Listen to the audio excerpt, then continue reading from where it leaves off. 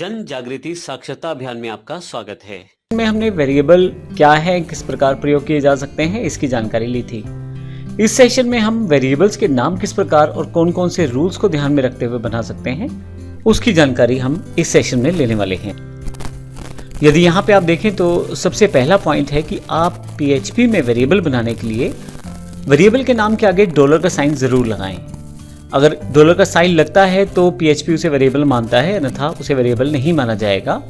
अब यहाँ पे यदि नीचे देखें तो मैंने A के साथ डॉलर का साइन है, तो ये $A जो है एक वेरिएबल को रिप्रेजेंट करता है। और यदि हो सके ज़्यादा से ज़्यादा ट्राई करें कि आपके जो नाम रहें अपने प्रोग्राम में वो मीनिंगफुल रहें, अर्थात जो आप डेटा सेव करना चाहते हैं उससे रिलेटेड नाम वहाँ पे डिफाइन किया जा सके।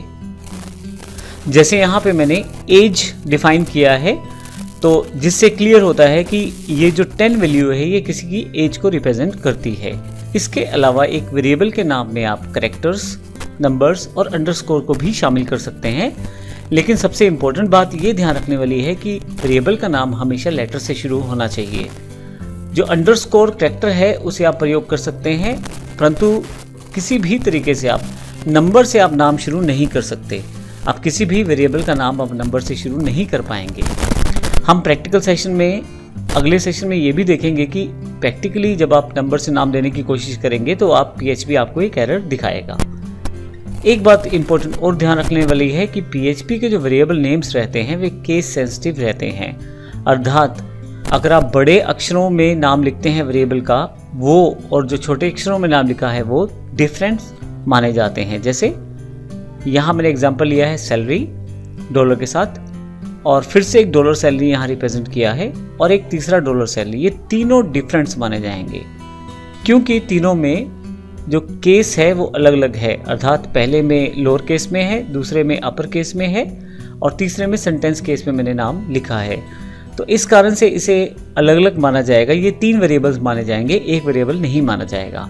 तो ध्यान रखिएगा, PHP में वेरिएबल्स के जो नाम रहते हैं वे केस सेंसिटिव होते हैं। तो जब भी आप नाम दें तो ध्यान रखें उसी नाम को ही दोबारा प्रयोग करें जब आप उस वेरिएबल से इंटरेक्ट करना चाहते हैं। आप PHP के प्रोग्राम में किसी भी वेरिएबल को एक बार डिक्लेयर करवा सकते हैं। आप प्रोग्राम में ऊपर या नीचे की तरफ आते हुए उस वेरिएबल को दोबारा डिक्लेयर नहीं करवा सकते, और आप उसको यूज़ कर सकते हैं दोबारा, लेकिन उसको आप डिक्लेयर नहीं करवा सकते।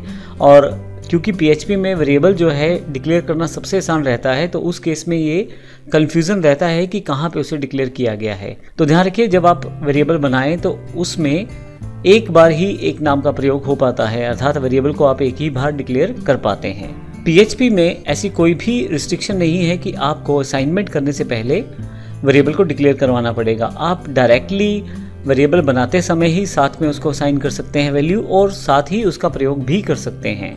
तो यहाँ ये इंपॉर्टेंट रहता है वेरिएबल्स बनाते समय। एक सबसे इम्पोर्टेंट बात और, जो वेरिएबल की डेटा टाइप है वह ये जानकारी देते हैं कि उस वेरिएबल में डेटा किस प्रकार स्टोर किया जा सकता है। क्योंकि PHP में कोई एक्सप्लिसिट डेटा टाइप्स का प्रयोग नहीं होता वेरिएबल्स को डिक्लेयर करते समय, तो ऐसे केस में जो वैल्यू आप प्रोवाइड करते हैं पहली बार, तो PHP डिफ़ॉल्ट रूप से मानता है कि वही उसकी डेटा टाइप रहेगी। हालांकि डेटा टाइप्स की जानकारी हम आने वाले सेशन में लेंगे, लेकिन डेटा टाइप वो टाइप है जो आप स्टोर करना चाहते हैं अपने वेरिएबल में वैल्यू के रूप में। तो अगले सेशन में हम देखेंगे किस प्रकार से हम प्रैक्टिकली इन वेरिएबल्स के रूल्स को वर्कआउट करेंगे और देखेंगे प्रैक्टिकली किस प्रकार से कार्य करते हैं। धन्यवाद।